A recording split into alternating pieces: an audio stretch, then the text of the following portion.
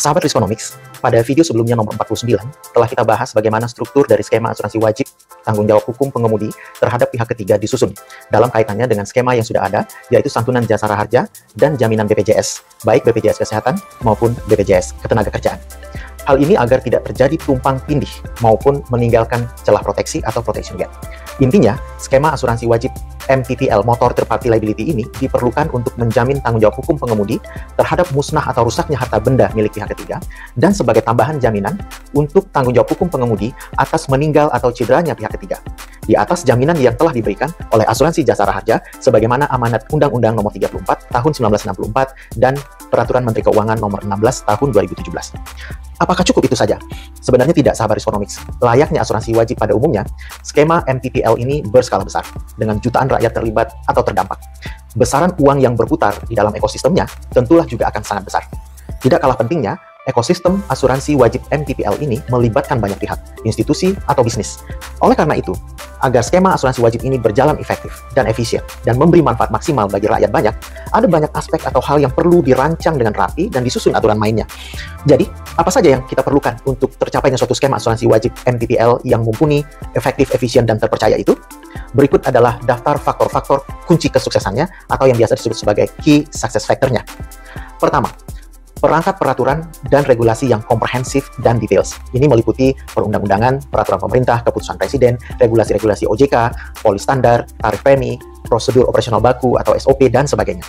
Salah satu aspek yang penting yang wajib diatur dan ditata dengan rapi adalah segregation of cover dan coordination of benefit atau COB antara skema asuransi wajib motor TPL ini dengan skema existing seperti jasara harja, BPJS Kesehatan, dan BPJS Ketenagakerjaan agar tidak terjadi tumpang tindih atau malah meninggalkan celah proteksi bagian risiko yang tidak ada proteksinya atau kita sebut sebagai protection gap. Tidak kalah pentingnya adalah bahwa peraturan dan regulasi-regulasi itu benar-benar dijalankan dengan disiplin dan ditegakkan dengan baik. Enforcement, law enforcement.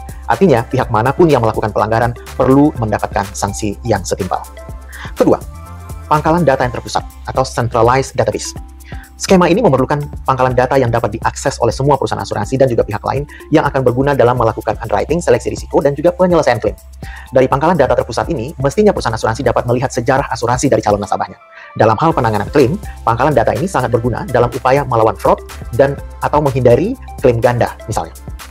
Apabila disepakati, skema asuransi wajib motor ini menggunakan fitur No Claim Discount, NCD, seperti yang terjadi di banyak negara, Malaysia contohnya, maka pangkalan data terpusat ini menyimpan catatan NCD setiap nasabah. Dan ini memungkinkan setiap nasabah untuk berpindah perusahaan asuransi tanpa kehilangan hak NCD-nya. Silakan Anda lihat lagi video nomor 48 di channel ini untuk penjelasan lebih lanjut mengenai NCD. Key success factor yang ketiga adalah pengelolaan klaim. Ini tentulah aspek paling penting, terutama di mata nasabah. Klaim adalah the moment of truth. Saat pembuktian apakah asuransi benar-benar membawa manfaat sebagaimana dijanjikan di muka. Kata orang, devils is in the details.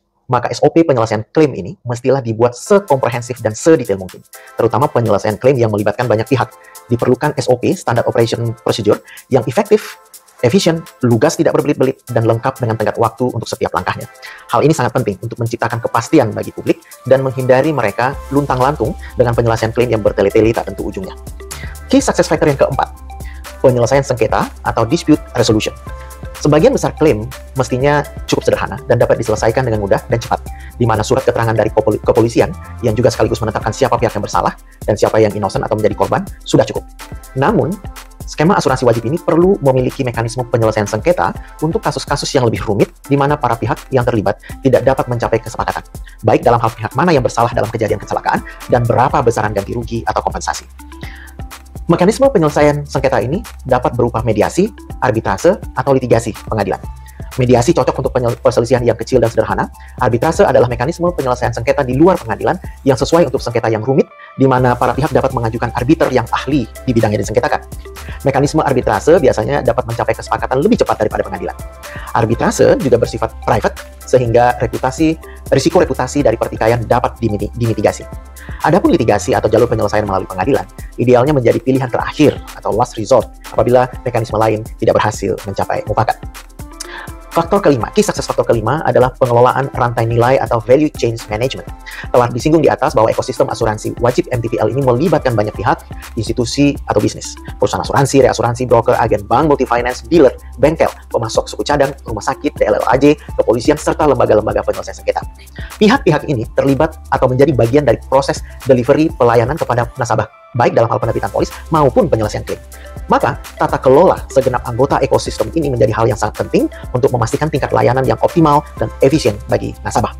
Itu berarti bahwa mereka semua perlu tunduk pada segala peraturan dan regulasi terkait skema asuransi wajib MTPL ini, terutama SOP, Standard Operating Procedure, beserta SLA, Service Level Agreement, dalam proses penyelesaian klaim. Key success factor yang terakhir, yang keenam, adalah teknologi. Lagi-lagi, untuk mencapai tingkat efektivitas serta efisiensi yang tinggi dari skema asuransi wajib ini, adopsi teknologi terbaru dan tepat guna mutlak diperlukan. Teknologi ini dapat berupa teknologi digital yang dapat mengotomasi pencatatan dan perekaman kecelakaan, serta kerusakan fisik kendaraan, remote survey, estimasi biaya perbaikan, platform digital yang dapat mengintegrasikan anggota ekosistem, teknologi pengumpulan dan pengolahan data, dan sebagainya.